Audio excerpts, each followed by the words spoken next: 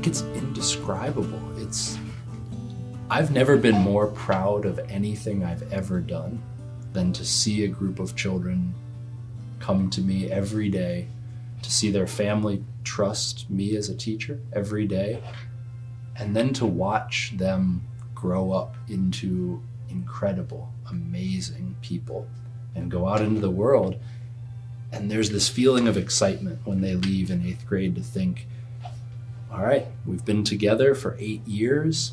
I've given them everything I can as a teacher, and now I get to see what change they're going to make in the world. And I've never had anything quite like that in my life. What we're giving the kids here is a love of learning that they will take with them forever. And I also, and I will tell you that not only how my child is benefiting from this, but also how my wife and I are benefiting from this. The verbs of our life have changed because of Waldorf education. The verbs that characterize a lot of families are, watch, consume, buy, eat, drink.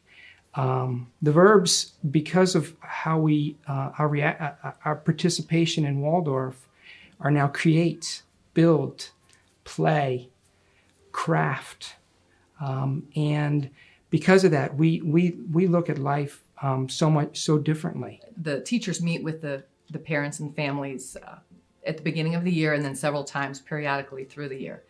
And I remember when my son was in 1st grade, and we had our first class meeting, and I asked the teacher, what are your goals for the class this year? What are they going to learn? I was an excited, new mom and couldn't wait for my kids to start school.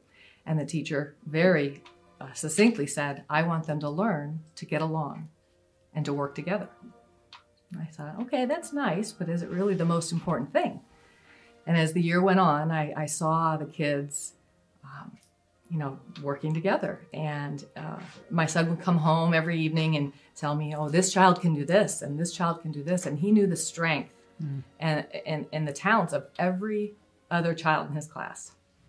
And on the last day of school, the kids share a day of play at a local swimming lake. And they were all playing in the sand. And his teacher and I stood on the shore watching the kids play. And there were more than 20 students in his class. And they were all cooperatively creating a sand structure, buildings and rivers and canals with no intervention from any adult. And they had created an entire network of workings, and they were like an assembly line. And they had done this all on their own, and they were working seamlessly to create this masterpiece in the sand. And the teacher looked at me and said, do you think we achieved our goal for the year? And absolutely, it was clear that they had. And now 8 years later, those children still revel in each other's strengths. And they appreciate that each individual strengths work together to make a group effort and a team effort. And they work collaboratively as a community seamlessly and shockingly better than any adult group I've ever seen. On a field trip with my daughter yesterday, we went on a bike ride. The entire class of 4th graders, 21 kids, went on a 10-mile bike ride, and I was lucky to be one of the chaperones. And one thing about the Waldorf community is that I was not the only chaperone. When parents were solicited, who wants to come, there was 10 parents there. It was really remarkable. We all rode the bike on this beautiful Northeast Ohio day, and rode 10 miles, and then we took a train back to our starting point. And it was wonderful to see kind of three things really. Is number one, the kids being outside, and on this beautiful day, here we are, instead of watching television or playing video games, they're outside, and you could tell every single one of those kids is used to being outside. They're comfortable. When we took breaks, they're kicking around in the mud, they're playing in the grass, they're having a wonderful time. So that's number one. And number two is that dynamic of the kids themselves. The teacher provided them with pretty straightforward guidelines. You know, we're going to go on this bike ride. You're going to line up single file. We're going to stick together. We're going to take breaks. If one of us falls behind, we'll wait for them. We'll work as a team to make this pretty. 10 miles for a 9-year-old is no small feat. And the kids really work together. And if one child was struggling, the other kids would come back and kind of help them and encourage them. So it was beautiful to see that dynamic. And it was me not being in a classroom routinely, seeing that dynamic on the bike trail just gives you the sense that that's the exact same dynamic that's happening in the classroom when they're trying to learn something new and helping one another through it. And then lastly, that the community, having the parents there, the teacher, all of us partners in trying to make this experience here at Spring Garden as great as it can be. What is Waldorf Education? Waldorf Education is educational philosophy founded by Rudolf Steiner, and it's a way of teaching in which we look at a developmental growth of the child and teach our classes according to what they need at the right time. So when we believe that a child is going through a particular area of change, say, for example, struggling with who they are and rebelling against society in adolescence, we teach that period of history. We teach the Revolutionary War and all the way through the 60s and revolutions that were happening in the United States at that point in time to meet that inner need. And along with that, we also teach a growing idea of their own selves, their awareness of themselves as social beings, their awareness of the beauty in the world around them, their awareness of their place in the world. The curriculum works because what you're teaching is what is appropriate to the child at that moment. And so right now I'm in 5th grade, I'm teaching a history, but I'm teaching history through story and through painting and through drawing. And, so it's not a lot of dry facts, memorization, but instead it's engaging the whole child. And because it's exactly what the 5th grader, the 11-year-old needs, they're ready to go with it. It's just right for them. And also our curriculum, we do a lot of artistic activities, and it includes not only the visual arts, but drama. And so you have children who, are good, for intellectual work and writing and the things that we normally see in a regular classroom. But then, we have all these other activities so that the child who's good in other things has a chance to really shine. And so it's just this wonderful, large collage of activities that engage the child in all different ways. And so it works. And they get to see, if they're really good in one area, they get to see other children who are good in other areas. And that's always just very excellent for all children to be able to see that variety. One of the things that typically is asked in a Waldorf school is that the parents donate time back to the school. There's a number of reasons for this. It's obviously an offset on cost and resources for the school if you have parent volunteers doing some of the work. The bigger reason for it is that it's good for the students and the children to see their parents working to support something that they believe in. Children learn through imitation. And so when they see their parents coming in and whether it's scrubbing the floors or changing light bulbs or spreading mulch on the playground or gardening, they're seeing the importance of that work. Volunteering at the Waldorf School gives me a sense of purpose.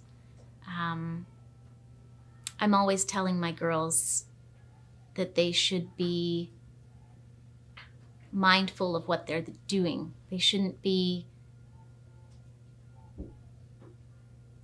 purpose in everything that they do. When I volunteer at the school, I feel like I'm contributing not only to my girls' environment, but everyone around us, this entire extended family that we have here at the school. We're all pitching in with our heart, with our hands, and I feel an intense sense of purpose when I volunteer at the school. I had the privilege of coming to Waldorf when I was in college. There was a single mother who had her son here at Spring Garden, and my now husband and I had the opportunity to do some of the service hours for her because she worked too many hours, and we got this little glimpse of something amazing and beautiful when we were not even ready to start a family. So 15 years before our first child would come to us, we got a glimpse of what this education could do. And quite frankly, when our oldest turned 3, we sold our house in Twinsburg and we moved here knowing that this would be where we would educate our children. I often say that I couldn't have imagined my sons going anywhere else besides here to Spring Garden. It has been nearly 4 years that Daniel has been gone. But I still feel a connection to this place because of the fact that Rudolf Steiner said that when you are actively involved in your child's education, not only will your child grow and learn, but you as a human being will also grow and learn. And through my experience here at Spring Garden, I feel a connection still, and I come back, and even though some of the faces have changed, there are still a number of faces that have been here for longer than I was here. When I first heard that at Spring Garden they would have the same teacher for 8 years, that made me a little nervous. And I thought, oh boy, that's a long time to be with one person. But as I've seen here, it's really amazing because what I remember from my grade school experience, I remember overhearing some teachers talk about some of the problem kids in class and how they just wanted to make it through that year because they would be done with them soon and it'd be somebody else's problem. What has really struck me here is the fact that the teachers know they're going to have the kid the next year, and there's a different sort of commitment to their situation. If there is a situation with a child, they're really committed to solving the problem with a permanent solution and not just passing time getting through. People always wonder about what is it like to teach children through the whole 8th grade. You start in 1st grade and then you take them all the way up through 8th grade. And it's really so much more, there's so much more depth to it than one would think. You know, so in 1st grade, a child is looking at you in great wonder and you are, you know, everything you say and do is just wonderful. And then you take it to 8th grade and they're wondering, why are you doing what you're doing? And so that seems to, when people look at it, they think, oh, that's challenging. But really, the truth is that when you're in 8th grade, you remember back to the child in 1st grade and you see that whole picture all at once. And the children themselves, even though day to day, they're still teenagers. They're not going to change that. But they have a memory of you, too, and that love that they had for you when they were in 1st grade. And so that carries, and it just makes it easier. We're going into one of our early childhood classes. This class is a mixed age group of 4 and 5-year-olds, so they're preschoolers and kindergartners. It's very important that for the children, the days follow a rhythm, and each day has its own rhythm. It helps the children feel safe and open to what we're bringing to them, and it's one of the strong bases that Waldorf Education is made upon. So each day of the week has a specific activity for the children, and it's always the same each week. So let's say Wednesday's baking day, Thursday's coloring day, Friday's painting day. This is how the children start to relate to the time and the days of the week. So the class that we're going into now, it is coloring day, and this is a reverent, quiet, focused time for the children. Our early childhood really focuses on being able to give children the skills they need to be successful in the academic learning through the grades. So there's a lot of time spent teaching them how to do focused work for an extended period of time, to follow the lead of a teacher, to work together as a social group, as a class, and to work with their memory skills.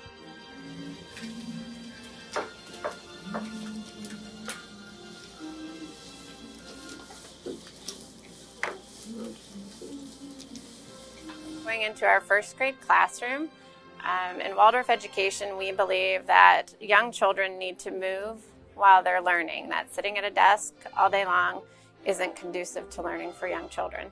They need to be using their bodies. So what we'll see in these early grades is a lot of movement in the classrooms. They will move on later in the morning to a place where they're sitting down at their desk working in a more traditional way that you would be used to seeing, but this is how the day starts, usually from 1st through 3rd grade. Sun, 1 for the golden sun, 2 for the night and day, 4 for the seasons slowly turning, 3 for me, for here I find strong limbs, warm heart. We're getting ready to go into 2nd grade. In the 2nd grade classroom this morning, they are working with math, multiplication, memorization, while using sticks to help them with the rhythm and with their memory. Again, we believe that young children need to be moving while they're learning. They learn through their whole bodies, and this is one way to help them remember the math facts that they're learning. Good job. All right, we ended very well. Awesome. All right, let's try 3s now. Okay. 18, 20, 12, 9. Now we're getting ready to go into the 3rd grade classroom. The focus of the curriculum in the 3rd grade is to learn how different communities come together and settle and find what they need to live. So it has a lot to do with measurement, home building, learning about how different cultures came together, whether there were Indian tribes that were nomadic or that stayed in one place, and how they found their food and their clothing. So then that also brings into play gardening and where the wool comes from, what animals they needed to get their clothing, and this all plays into the 3rd grade curriculum. 3, 2, 1. Barashit, Bara, Elohim, Echad Shamayim. Sometimes I'm I, and sometimes I'm you, or he, or she. Getting ready to go into the 4th grade classroom. The 4th graders are practicing their recorders. Music is a big part of Waldorf Education. The children start in the early grades playing pentatonic flutes, and then they change to recorders as they get a bit older. In 4th grade, they will all learn to play the violin. They will move to different stringed instruments as they go up through the grades. Some will choose woodwinds, and in the 7th and 8th grade, the students play together as an orchestra. This is a very well-rounded education that involves music and movement and art, and the goal is really to give the children a variety of experiences so that their strengths can show, and also it's been proven that all of those experiences help develop the connections in the brain for the children's neurons. This is the time when all of those things are developing, and so all of these different interactions in their education help develop their brain to its best potential.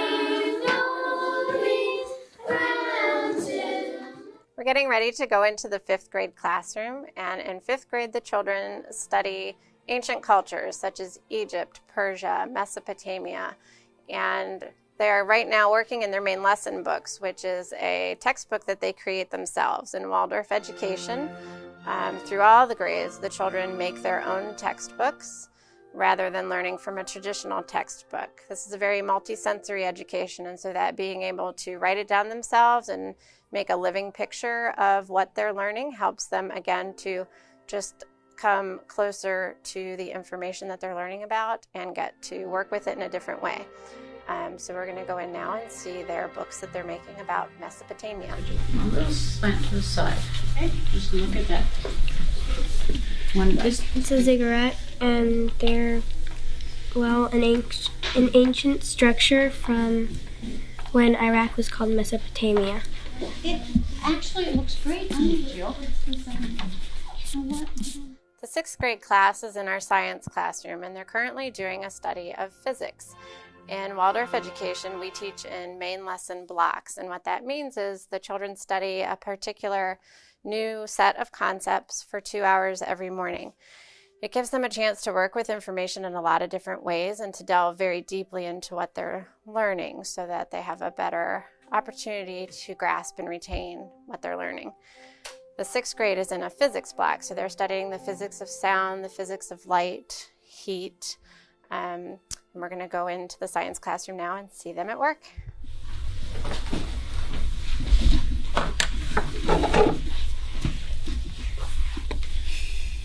I am doing a writing for my prisms. Well, I'm going to write about how inside, when I looked at the lights, they were all rainbow, even my ruler. When we work with sciences with the upper grade students, they work through experiments, and rather than telling them what they're going to see happen in an experiment, we start with the experiment first and ask the children to observe what's happening. There's much conversation afterwards and time for the kids to discuss and process what they think occurred in an experiment. The teacher guides the questions in the class to help bring the children to the concept of the scientific phenomenon that they had just seen. This is called teaching through the Socratic method, so it's through conversation and discussion rather than a memorization of a fact that they've been given. 7th grade is in a language arts main lesson block, and they're working with writing, different ways of writing. So they this week have done a comparing and contrasting of something. They have done a debate or argument of something that they felt was important to them. They're getting ready now to write in their main lesson books for their next project. Yes, writing, and if you pencil it in, then we can get on a pen behind it. You could, absolutely, because it's about writing. Any other ideas, Simon? Or you could just make designs. You could, absolutely. So does that give you enough ideas? Okay, something else. With Jerome's idea, with the pencil and piece of paper, if we drew an ink pen and put it like at the end of the G, so it looks like the ink pen drew the G. The 8th grade class is studying meteorology as their main lesson block. We're going to go in now and see them also working in their main lesson books and have them share with us what they've learned. Well, right now I am writing about clouds and certain identifications that show what they are. And right now I'm writing about the kinds of cirrus clouds, which are kind of wispy and all that. Well, our school is really blessed to have a great campus. First of all, inside we have a place for every grade in our school, and we have many subject classrooms as well. And we have a natural flow to how our school is set up so that we're able to have an early childhood wing going up to 3rd grade, a middle grades wing, and then an upper grades wing. And then our subjects by classroom are sort of interspersed throughout the building. But we're also very blessed to have an incredible campus. And so we use not just the building, but the outside area very extensively. We're able to set up our outside spaces so that our youngest children are separated in a lovely meadow, which is protected by a fence from our parking area. And we have about 12 acres here on our campus. We have active play areas. We're also adjacent to another complex called Sportsman's Complex. It's a privately owned area next door to us, and we're able to use that property as well, and that's a big asset to our facility.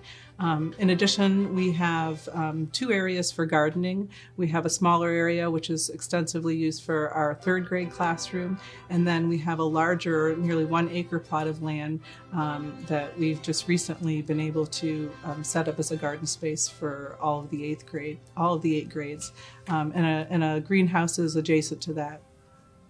I was impressed with my daughter's ability after a couple days of school.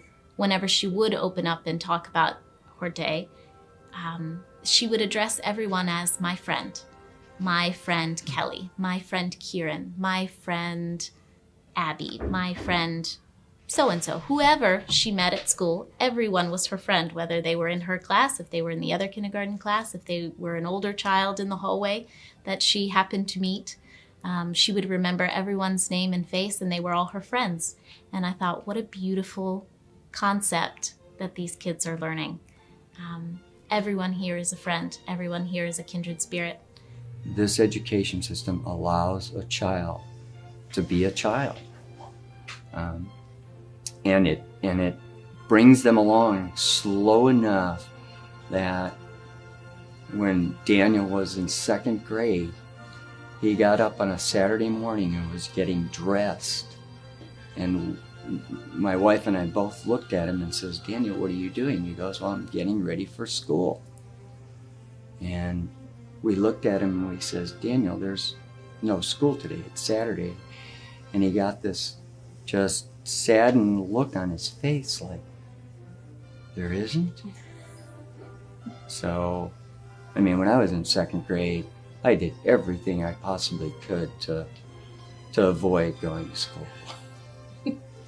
So my husband is a research scientist, so he was asked to come in. He's a chemist. He was asked to come in and teach chemistry to the 7th grade students.